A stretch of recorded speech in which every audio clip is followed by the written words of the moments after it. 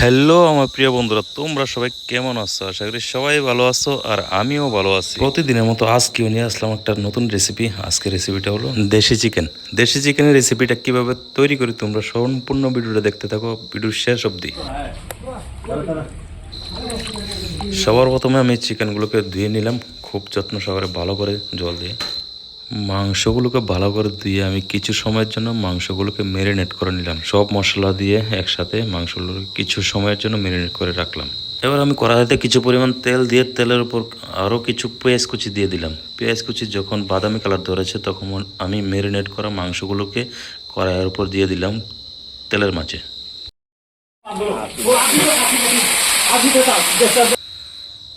এই চিকেন কষাটাতে আমি খুবই কম পরিমাণে মশলা ইউজ করেছি।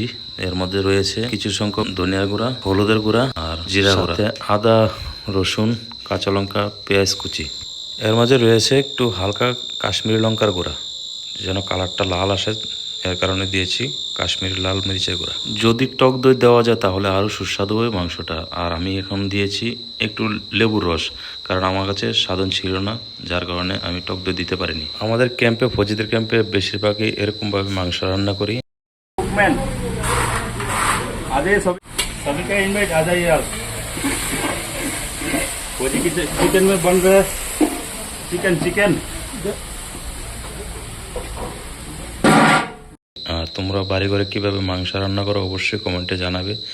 যদি আমার এই রেসিপিটা তোমাদের কাছে ভালো লেগে থাকে অবশ্যই জানাবে, আর কম বেশি যদি ভুল থাকে কমেন্টে লিখে দেবে। তোমরা কে কোথায় থেকে আমার এই ভিডিওটা দেখছো অবশ্যই কমেন্টে লিখবে। আমি তো আগরতলা অরুন্ধতিনগর এডিনগর থেকে ভিডিওটা বানিয়েছি।